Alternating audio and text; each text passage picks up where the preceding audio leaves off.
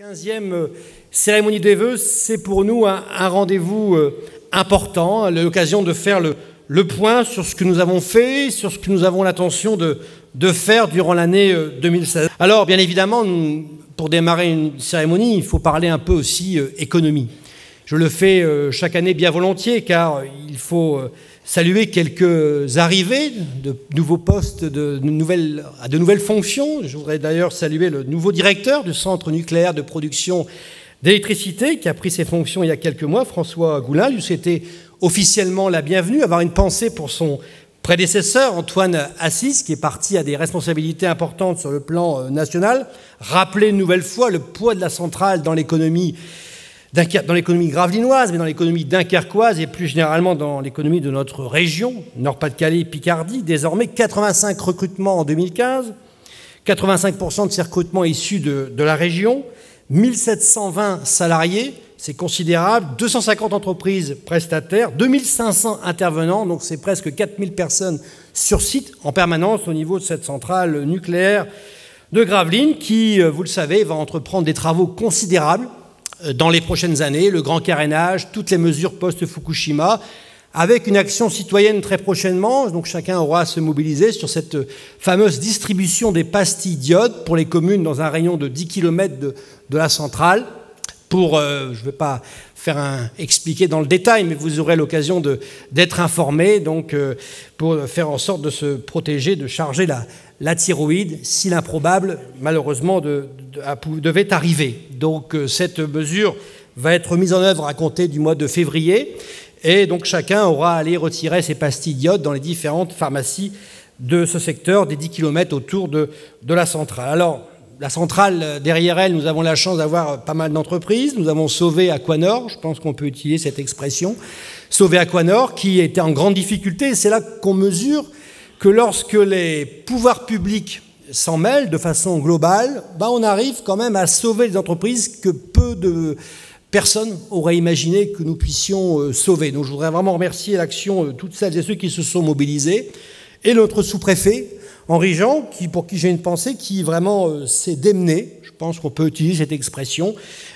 pour faire en sorte de m'aider, de nous aider, ville, communauté urbaine, pour sauver cette entreprise Aquanor. Autre entreprise que nous avons aussi réussi à garder, Ajinomoto, vous avez suivi l'actualité, qui a été rachetée. Les Japonais ont souhaité se séparer de cette activité de l'aspartame en France. Et donc c'est Hayet-Suite qui a racheté cette entreprise. Hayet-Suite, qui est un groupe hollandais, qui a racheté donc cette entreprise avec une dynamique au niveau des salariés qu'il a fallu aussi maintenir, puisqu'il y avait pas mal d'inquiétudes fort légitimes. Donc, ce sont quand même des dossiers qui sont importants, puisqu'ils maintiennent des emplois sur notre secteur. Donc, il faut les prendre un par un. Et c'est vrai qu'en tant qu'élu, c'est devenu une de nos activités d'être mobilisé. C'est pas 100%, mais ça devient quand même 50% du temps, l'emploi, l'économie, le sauvetage, attirer d'autres entreprises.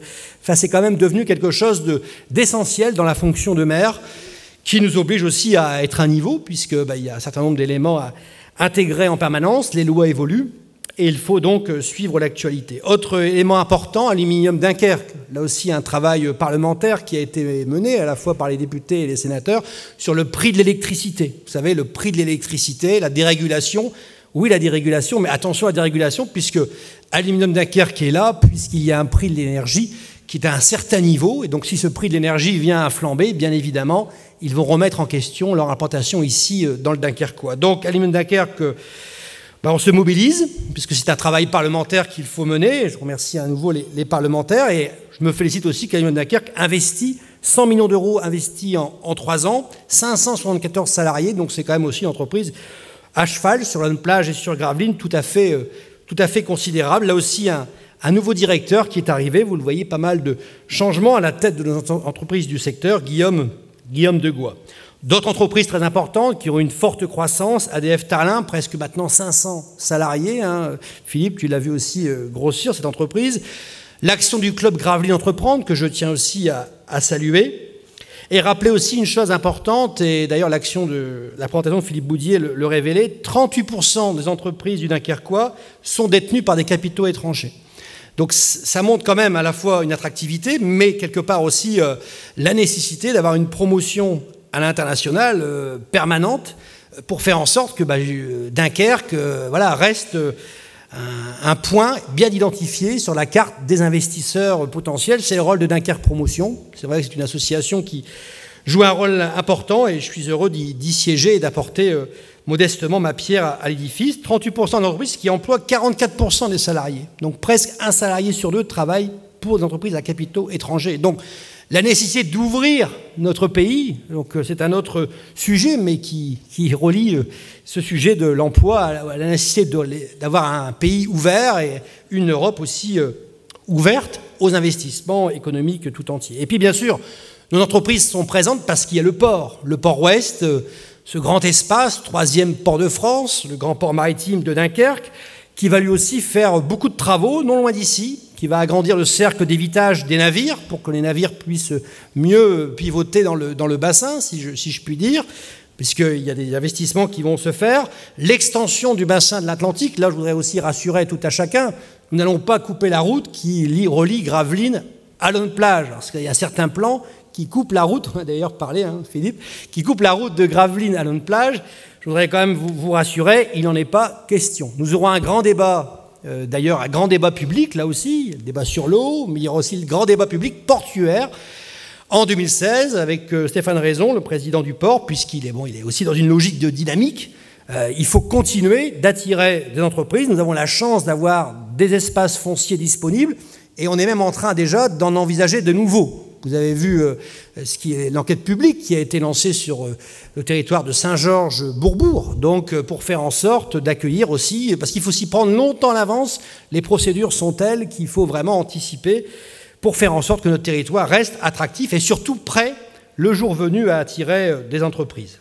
Alors, plus localement, je voudrais vous dire aussi que nous avons le Guindal, la zone du Guindal qui se termine. Nous avons accueilli récemment une clinique vétérinaire. C'est important aussi. Ce sont des services qui sont importants pour faire en sorte que chacun puisse aussi faire soigner son animal ici sur Gravelines.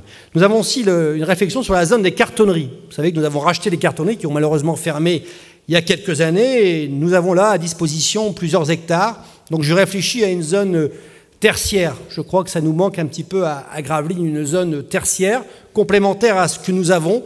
Donc nous allons mener un certain nombre d'investigations et d'études pour réfléchir sur cette grande zone des cartonneries qui pourrait se relier à la gare, à la zone du Guindal, et constituer une nouvelle offre parce qu'il nous faut diversifier, vous l'avez dit Monsieur le Président, diversifier l'économie, l'industrie, mais aussi les services, les PME, la création d'entreprises. Il faut essayer de jouer sur tous les tableaux. C'est pas facile parce qu'à chaque fois, c'est des leviers différents qu'il faut actionner, mais nous sommes mobilisés sur ce sujet. Autre dossier important, le commerce, puisqu'il y a l'industrie, mais il y a aussi le commerce, avec là aussi un chiffre, ça plante le décor, des fois, de donner quelques chiffres. 17,6% du total des dépenses commerciales réalisées par les habitants de l'agglomération, communauté urbaine et communauté de communes des Hauts-de-Flandre, donc c'est vraiment le Dunkerquois tout entier, sont réalisées en dehors de notre périmètre. Et où sont-elles réalisées, ces dépenses? Principalement dans le Calaisis, 4,5%, Saint-Omer, 3,5%, Lille, 2,2%, Boulogne-sur-Mer, 1,1%. Ce qui montre que nous avons une évasion commerciale. Et c'est aussi vrai pour Gravelines, qui a une forte évasion commerciale sur le plan alimentaire. C'est pour ça que nous avons voulu aider Intermarché, avec son responsable Guillaume Verlinde, à s'implanter aux abords de Gravelines pour faire en sorte d'avoir un équipement commercial digne de ce nom que nous n'avons pas, que nous recherchons. Monsieur Danvers avait déjà initié un projet il y a près de 20 ans qui n'avait pas pu se faire.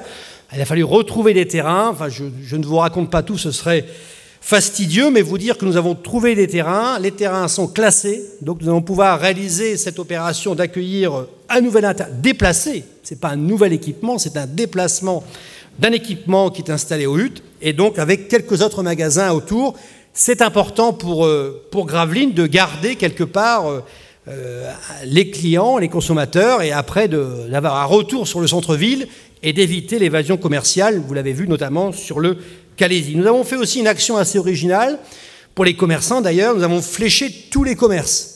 Parce que il y avait des commerçants, on avait une opération commerciale avant, il y en avait qui fléchaient, d'autres qui fléchaient pas. Donc j'ai dit, allez, on va flécher tous les commerçants. Donc c'est ce que nous avons fait. Nous avons fait ça a été réalisé. Je crois que c'est une mesure importante puisque les commerçants doivent être plus mis en valeur, plus visibles. Bien sûr, il y a tout ce qui est réseaux sociaux, Internet, mais aussi les supports. Et donc, cette signalétique est installée et je m'en réjouis. Nous avons aussi lancé la Maison du commerce et de l'artisanat, les services étaient en mairie. C'est bien en mairie, mais c'est administratif, donc il faut des lieux un peu plus dédiés. Et cette Maison du commerce et de l'artisanat a pris place dans l'ancienne office du tourisme qui s'est installée dans la Maison du patrimoine. Nous allons aussi prendre une mesure que Dunkerque a prise en son temps, c'est de voter le droit de préemption pour les fonds de commerce, puisque nous avons des pas de porte qui malheureusement quittent le secteur du commerce ou de l'artisanat pour basculer dans le secteur des services bancaires et compagnie d'assurance. Non pas que nous soyons opposés, bien évidemment, mais on essaye de maintenir un minimum de commerce de proximité. Et on voit bien que s'il n'y a pas une intervention forte, municipale, et j'ajouterais même communautaire, avec fonds d'initiative, fonds de création, les choses progressivement se délitent. C'est un fait de société. C'est pas facile de lutter contre ça, parce qu'il y a également la vente par correspondance qui se développe considérablement, mais c'est un enjeu de centre-ville. Si on veut garder des centres-villes dignes de ce nom, il faut des commerces. Voilà, ça va de soi, mais ça va mieux encore en le disant. Donc ce droit de préemption, nous allons le voter, non pas pour préempter chaque commerce, mais avoir la capacité sur chaque dossier de regarder, d'avoir une visibilité sur ce qui se passe sur la commune. Et puis bien sûr, qui dit commerce dit événement. Alors les événements, c'est vrai que nous avons mis le paquet, je peux le dire, c'est une des seules opérations qui n'a pas subi de baisse budgétaire. Le marché de Noël, premier marché du Nouvel An, qui a accueilli quand même plus de 50 000 personnes, suivant nos comptages, donc avec une manifestation magnifique, les exposants qui ont bien travaillé. Ça a amené du monde sur Gravelines. Moi, je m'en réjouis. C'est vraiment un enjeu aujourd'hui de maintenir et de développer encore, parce qu'il faut innover, ça a été dit pour l'industrie, mais il faut aussi le faire pour le commerce. Alors le commerce, c'est aussi l'union des commerçants, pas seulement de Gravelines, mais des environs, Gravelines, Grandfort, Saint-Georges, Cravic, Lonne-Plage, Bourbourg. Bref, nous sommes fédérés avec une association importante qui s'appelle Unicom, que nous aidons aussi et que nous soutenons. Et puis il y a les personnes qui sont éloignées de l'emploi. Disons-le, elles sont en nombre. Donc pour ce faire, il nous faut agir dans le domaine de l'insertion, dans l'économie sociale et solidaire. C'est ce que nous faisons. Sans vous donner là aussi trop de chiffres, vous vous rappelez tout de même qu'on investit 1 300 000 € sur Agir, Entraide et la mission locale chaque année pour faire en sorte de créer presque 300 contrats aidés sur la commune, pour faire en sorte de bâtir des partenariats de formation avec des entrepreneurs, pour faire en sorte de réinsérer, ce mot est peut-être pas adapté, mais pour faire en sorte de remettre dans le dispositif traditionnel du contrat de travail des personnes pour des différentes raisons qui sont éloignées de l'emploi. Là aussi, nous avons maintenu le budget, nous l'avons même augmenté. Ça fait partie des choses que nous avons voulu préserver, l'insertion et l'éducation, j'y reviendrai. Donc, le chantier d'insertion dans les remparts, puisque nous avons ce patrimoine des remparts qui est considérable. Il faut vraiment avoir un patrimoine comme celui-là pour se rendre compte de ce que ça représente en termes d'investissement. Quand on a fini d'un côté, il faut recommencer d'un autre. Et donc, les autorisations sont longues, mais qu'est-ce qui fait l'identité de Gravelines, notamment? C'est bien sûr ces remparts, ce patrimoine fortifié sur lequel nous sommes mobilisés. Il y aura aussi des actions avec la FEJ, Monsieur le Président, qui va aussi moderniser ces centres historiquement installés à Gravelines par Monsieur d'Anvers. Et la FEJ va donc adapter quelques-uns de ces centres et créer quelques emplois, si j'ai bien compris récemment à votre cérémonie des vœux, les maisons d'enfants traditionnelles, on les a tous en tête. Il y en a 3 sur Gravelines, donc il y a un grand nombre d'équipements, une tradition d'accueil pour l'enfance inadaptée sur Gravelines. Et puis il y a un secteur sur lequel on s'est aussi mobilisé. Au départ, pas tellement, et puis c'est devenu une nécessité, c'est la santé. Car nous avons été confrontés à des médecins, c'est bien leur droit, qui sont partis en retraite. Donc il nous a fallu imaginer des dispositifs pour inciter les médecins à venir s'installer sur la commune de Gravelines. Donc nous avons eu l'idée de créer des cabinets tremplins sur Petit-Fort et sur les Huttes. Alors après des débuts timides, puisqu'il a fallu promouvoir tout cela, je suis heureux de vous annoncer que nous avons un médecin aux Huttes, vous le savez, qui est arrivé, qui a pris possession de ce cabinet médical, et nous en avons un autre qui arrive sur Petit-Fort-Philippe. Donc comme quoi, lorsqu'on propose une offre en termes de locaux, on a des retombées. C'est une mission santé que nous avons créée qui me tient à cœur, car qu'est-ce qui fait l'attractivité d'une ville? C'est aussi les services de santé aussi qui sont implantés sur cette ville. On va choisir une ville aussi par rapport à cela. Donc c'est important d'avoir un maximum de services de santé sur notre commune de Gravelines. Donc de nouveaux médecins, un regroupement aussi de médecins qui va se faire rue des Clarisses. Je souligne aussi le laboratoire qui s'est modernisé, c'est important également. Nous avons aussi racheté le béguinage, investissement très important. Nous étions locataires de cet établissement et donc pour faire les travaux, c'était compliqué. Donc nous avons racheté ce béguinage directement pour pouvoir le mettre à niveau, le moderniser et aussi réaliser quelques équipements complémentaires qui manquaient à cet équipement. Nous investissons aussi sur la MAPI. Nous avons aussi la réflexion sur les OIA en centre-ville, maison de retraite, de relocaliser cette maison ou de la moderniser. Les deux options sont ouvertes, même si c'est compliqué. Là aussi, sans rentrer dans le détail, le problème du prix de journée. Il ne s'agit pas de faire un nouvel équipement avec un prix de journée qui flambe.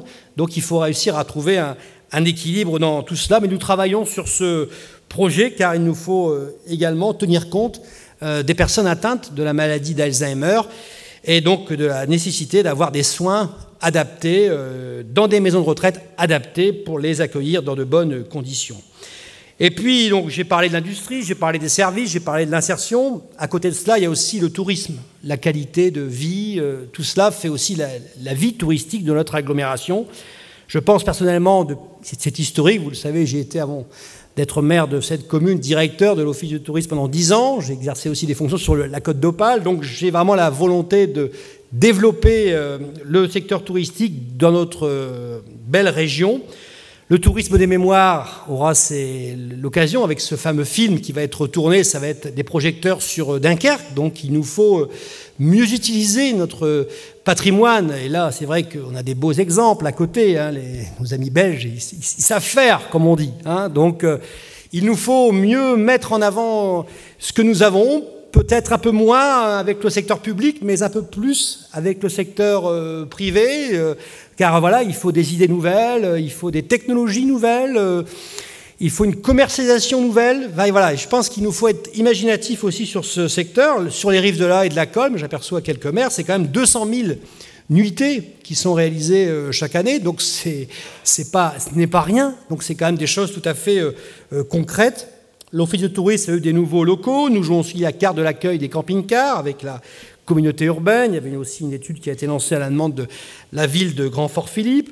La saison estivale sur Petit-Fort, nous essayons de l'animer autant que faire se peut. Le parc, que vous avez vu aussi en image, qui accueille beaucoup d'événements. Je vous avoue que les événements arrivent les uns après les autres, des événements européens, des événements nationaux, des événements plus festifs ou d'animation, comme Délire Grave. Vous avez vu ces images ramper dans la boue. Je ne pensais pas que ça pouvait attirer autant de monde, mais ça marche. 800 personnes qui sont venues à cette délire grave. Donc voilà, il faut innover, il faut des nouvelles idées, et je crois que nous sommes collectivement, et c'est bien ainsi, dans cette dynamique.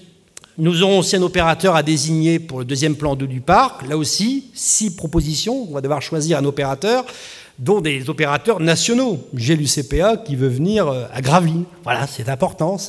Moi, je rêve d'avoir des opérateurs qui vont vendre la destination. Ce n'est pas nous tout seuls qui vont vendre la destination en allant partout, il ne faut pas rêver. Donc il faut des opérateurs qui vont nous relayer. Et l'UCPA pourrait en être un, je le cite, il y en a d'autres, mais c'est un partenaire important. En plus, il a des valeurs associatives et qui sont quand même des valeurs importantes. Donc le parc monte en puissance, il accueillera même les championnats de France d'aviron au mois d'octobre, qui ne se sont jamais déroulés dans le Nord-Pas-de-Calais, Picardie. Donc il a fallu convaincre, parce que je peux vous dire que les Parisiens et ceux du Sud, pour les faire monter dans le Nord, ils ont toujours trouvé une excuse pour dire il y a ça qui ne va pas, etc., etc. Donc il faut les convaincre, et nous les avons convaincus. D'ailleurs, les meilleurs rameurs du monde, les Néo-Zélandais, ils sont venus 3 semaines à Gravelines et ils sont devenus champions olympiques. Donc il n'y a pas de problème. Je pense que c'est tout aussi des clichés qu'il faudrait réussir à un moment donné à balayer pour aller de l'avant. Je pourrais encore vous dire beaucoup de choses sur le tourisme, mais c'est aussi des petites choses, le tourisme. Il n'y avait plus de distributeurs à Petit-Fort. Il a fallu trouver une banque. Je le dis au passage, merci au Crédit Agricole qui va ouvrir un distributeur à Petit-Fort. Voilà, ça paraît anodin, mais bon, qui dit commerce, dit système de distribution. Donc, vous le voyez, le tourisme, c'est aussi un enjeu important qui emploie pas mal de personnes, les restaurateurs, les hôteliers, les campings. Des événements, j'en ai parlé, sur le site du parc, 24 événements programmés en 2016. Je voudrais aussi remercier Francis Suisse qui va m'amener les championnats d'Europe de natation en eau libre, ici à Gravelines. C'est quand même des personnes qui ne seraient jamais venues si nous n'avions pas eu cet équipement. Nous allons aussi accueillir des événements en triathlon. Merci aussi Jean-Michel Bunier qui se mobilise pour le site de Gravelines, le Striemann, le fameux Striemann, l'équivalent de l'Ironman, avis aux amateurs, hein, un aller-retour du plan d'eau. Ensuite, 180 km en vélo et on va vers Watt, n'est-ce pas, mon cher Daniel? Et ensuite, on finit par un marathon. Voilà, ça c'est le Striemann. Donc, il faut s'entraîner un peu avant. Voilà, sinon, vous avez mal aux jambes pendant 2 mois. Bon, vous voyez, je suis heureux de tous ces événements parce que ce n'est pas l'événement proprement dit. Bien sûr, l'événement proprement dit, c'est intéressant, mais c'est tout ce qu'il y a autour. Ce sont des gens qui ne sont jamais venus pour la plupart, beaucoup sur le littoral, puisqu'ils viennent d'autres régions de France. Et c'est important que nous soyons ouverts, que notre territoire soit davantage ouvert. Et puis en 2016, il y aura un point important sur le port de Gravelines, Grand Fort Philippe, qui concerne aussi les watringues, dont vous avez pris la présidence, Monsieur le Président, récemment, du nouveau syndicat mixte des watringues, qui aura la charge de s'occuper des ouvrages, d'une partie des ouvrages du port de Gravelines, Grand Fort Philippe. Et puis ensuite, il y aura la réflexion sur qui doit s'occuper du port. Celle-ci est lancée, le département s'en occupe actuellement. Il a jusqu'au 31 mars pour dire « je garde ou je ne garde pas le port de Gravelines-Grand Fort ». Il y a aussi la possibilité que la région prenne le port de Gravelines-Grand Fort en gestion. Je vous avoue que je suis assez motivé par cette idée, puisque la région il gère déjà Boulogne et Calais. Donc ils gèrent déjà, ils ont les équipes, ils gèrent le dragage, ils ont la structure pour gérer le dragage. Quelque part, en étant avec la région, on a l'assurance, entre guillemets, d'avoir le port de Gravelines-Grand Fort désenvasé, parce que c'est quand même une nécessité, si on veut pouvoir continuer d'accueillir 450, 500, peut-être 600 bateaux de plaisance, de pouvoir désenvaser régulièrement, pas uniquement la passe d'accès, mais tout le chenal. Donc ça, c'est aussi une demande que je fais. Et puis après, il y a l'enjeu foncier, le superbe enjeu foncier autour du port de Gravelines-Grand Fort. Nous pouvons faire plusieurs centaines d'appartements. Nous manquons aussi d'appartements, un peu ce qui était fait à un moment donné sur Dunkerque, la création d'appartements sur les anciens chantiers de France. Plus modestement, autour de Gravelines, sur le port, nous pouvons aussi créer, le mot est un peu peut-être galvaudé, une marina, tout au moins des appartements, et faire vivre tous ces abords autour du port. C'est quand même un emplacement tout à fait privilégié, avec également le projet Tourville. J'ai aperçu Christian Cardin dans la salle, le projet Tourville qui fait son chemin, voilà, et qui attire lui aussi. Il faut regarder ce qui attire et qui attire des clientèles étrangères, parce que ce projet, même s'il paraît un peu utopique, disons-le, certes, d'autres l'ont fait, il attire, et notamment nos voisins belges et hollandais, puisque n'oublions jamais que pour eux, nous sommes le Sud. Donc voilà, il faut toujours aussi avoir cette dimension en tête. Donc beaucoup de réflexions autour du port. Là aussi, il faudra se mettre d'accord entre tous, la communauté urbaine, le syndicat mixte des watringues, la région éventuellement, le CIVOM, la ville, beaucoup de partenaires. C'est compliqué le port. Je vous avoue que j'essaie depuis quelque temps de récupérer tout le foncier. C'est un peu compliqué, parce qu'on me renvoie toujours d'un service de l'un à l'autre, parce que le département n'est pas propriétaire totalement du foncier. Il n'y a pas eu de transfert. Au moment de la première décentralisation, le foncier n'a pas été transféré sans rentrer dans tous les détails techniques. Mon premier adjoint, désormais adjoint aussi aux travaux, depuis toujours, mais également à l'urbanisme, vous a parlé des projets de logement qui sont importants puisqu'il y a une demande. On ne construit pas par plaisir. 350 demandes de logements locatifs enregistrées, donc je fais confiance aux bailleurs, ça a été dit, le Cottage, la Maison Flamande, des opérateurs privés comme Bessie pour réaliser environ 200 logements, mon cher Paul, dans les prochaines années qui vont être réalisés, et des appartements dont nous manquons aussi sur Gravelines. Il y a bien sûr des maisons, mais il faut aussi diversifier l'offre en termes d'habitat. Dans le domaine de l'aménagement urbain, nous menons aussi une réflexion sur la mise à niveau des équipements par rapport au plan handicap. Je pense qu'il faut aussi adapter un maximum. C'est une nécessité, c'est la loi de toute façon, et c'est ce que nous faisons. de mettre progressivement, nous l'avons fait bien sûr pour la ville, mais nous le faisons pour tous les équipements, récemment pour l'Arsenal, mettre à niveau nos équipements pour les personnes à mobilité réduite. Nous allons aussi développer des plans d'économie d'énergie. Vous avez évoqué, Monsieur le Président, et c'est un sujet qui me tenait à cœur, vous le savez, l'harmonisation du prix de l'eau, puisqu'on parle toujours de ce qui monte, mais il faut aussi parler de ce qui va baisser, et c'est vrai que le prix de l'eau va baisser. Bon, ce n'est pas des sommes, vous voudrais quand même vous dire, ce n'est pas non plus des sommes faramineuses, mais tout de même, ça va être à terme 60 € de moins par an, à terme, à l'horizon 2020, 60 € de moins par an sur votre facture pour une consommation moyenne d'environ 85 mètres cubes. Donc c'est pas...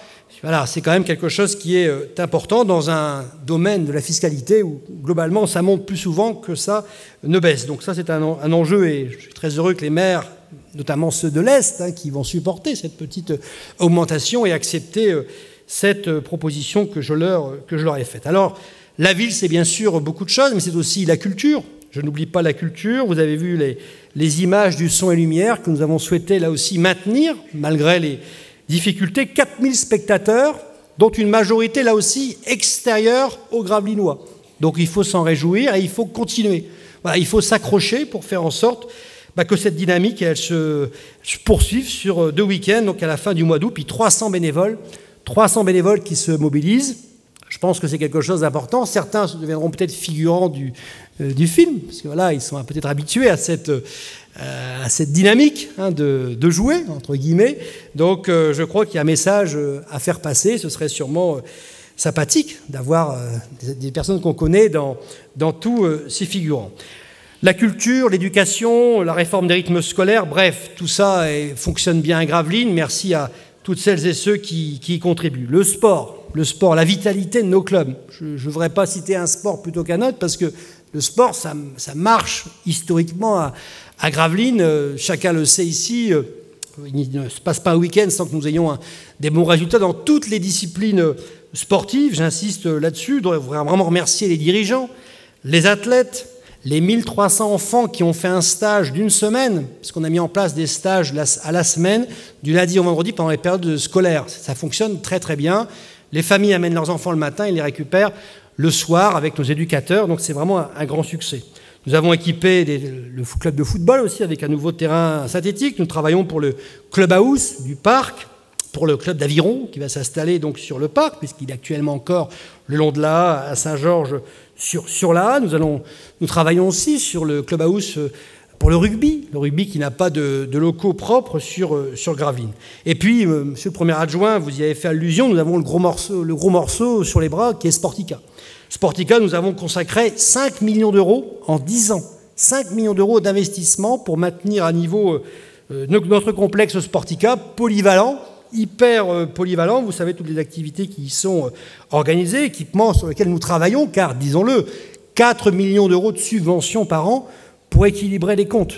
4 millions d'euros de subventions par an pour équilibrer les comptes. Donc, bien évidemment, nous devons évoluer sur Sportica dans sa dynamique. 80 salariés, donc c'est aussi un équipement qui fait vivre beaucoup de familles. Alors, nous avons travaillé sur plusieurs scénarios. J'ai eu l'occasion d'en parler récemment, notamment lors de la présentation des vœux et puis de présentation de l'équipe, plus précisément, donc aux partenaires du BCM. 3 axes, le chaudron qui est quand même le cœur du BCM, dont il faut se réjouir, qui compte actuellement, j'ai vérifié précisément avec les services du BCM, 2500 places assises et 500 places debout. Alors c'est vrai que ces derniers temps, c'est bien complet. Si on avait quelques places supplémentaires, on s'en réjouirait. Alors on me dit, et je l'ai fait vérifier, là aussi c'est possible, que nous pouvons réaliser 800 places relativement facilement. Donc cette opération est lancée. Je voudrais remercier mon premier adjoint Paul Valette et Christian Devos qui suit ce dossier pour faire en sorte que notre club résident ici au Sportica évolue dans des bonnes conditions. Je crois que c'est important que nous soyons dans de bonnes conditions, car nous allons aussi faire en sorte de transformer l'hébergement du Polder. Hébergement du Polder qui va devenir un hôtel. Donc ça, ce sera aussi quelque chose de positif. Nous avons trouvé un investisseur privé qui va moderniser cet hébergement du Polder pour en faire un hôtel de 39 chambres, ici, in situ, à côté de Sportica. Mais ce n'est pas que la salle de basket, Sportica, ce n'est pas que l'hôtel, c'est aussi l'espace piscine, sur lequel il nous faut aussi investir.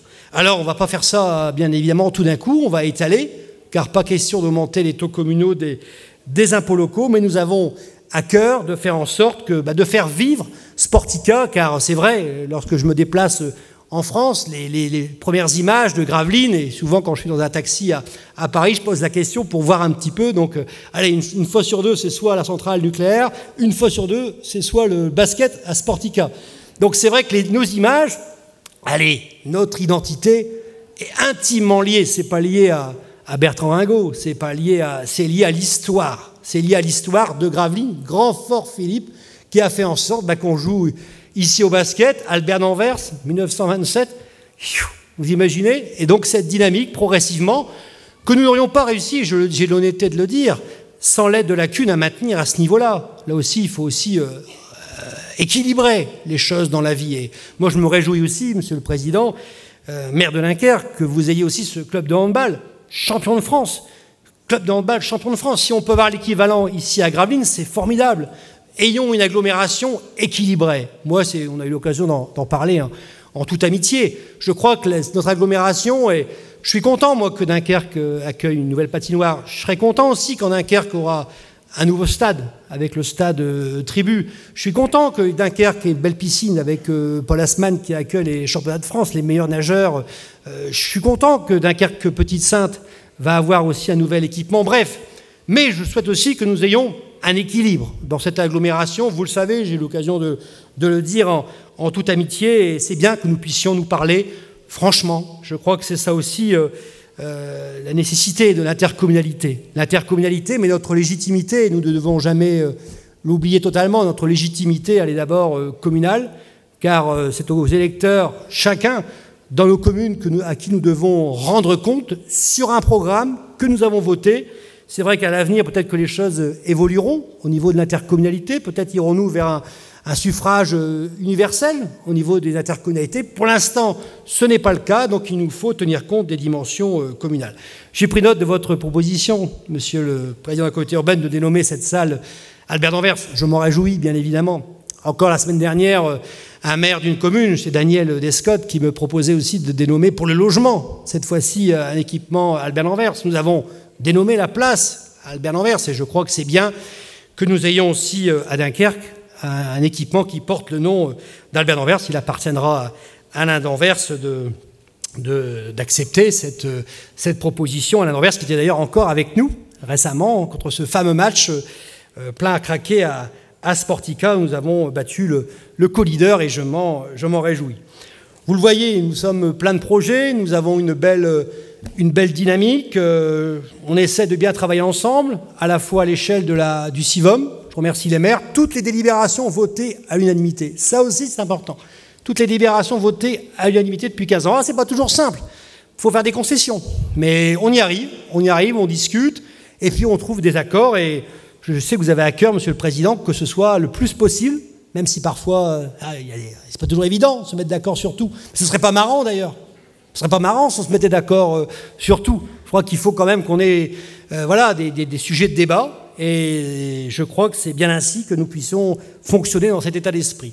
Nous pouvons mener tout ça car nous avons fait des efforts sur la dette, qui est passée de 45 millions d'euros en 2001 à 20 millions d'euros aujourd'hui. Alors c'est sûr qu'elle descend moins vite qu'avant, elle est un peu plus stable, mais nous avons réussi à descendre la dette. C'était une nécessité si nous pouvons et si nous voulons encore investir dans un contexte où nous perdons quand même, Gravelines, 1,5 million d'euros chaque année. Donc il y a des réformes structurelles que nous devons faire et que nous avons commencé à faire.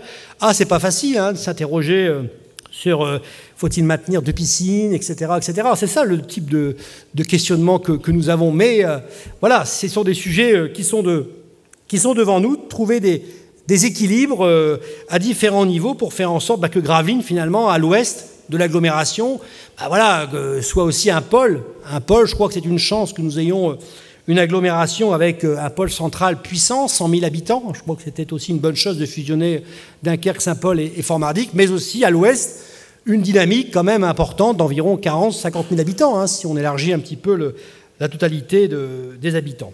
Voilà, mesdames et messieurs, rapidement, c'est toujours un exercice ô combien difficile de faire une synthèse. J'espère ne pas avoir été trop long, mais je sens que vous avez envie de prendre le verre de l'amitié. le verre de la solidarité. Il me reste à vous souhaiter une excellente année 2016. Merci du fond du cœur pour ce que vous faites pour Gravelines. C'est vrai qu'on est fiers, vous êtes fiers d'être des Gravelinois, car ici, mesdames et messieurs, vous le savez, ici, c'est Gravelines. Merci.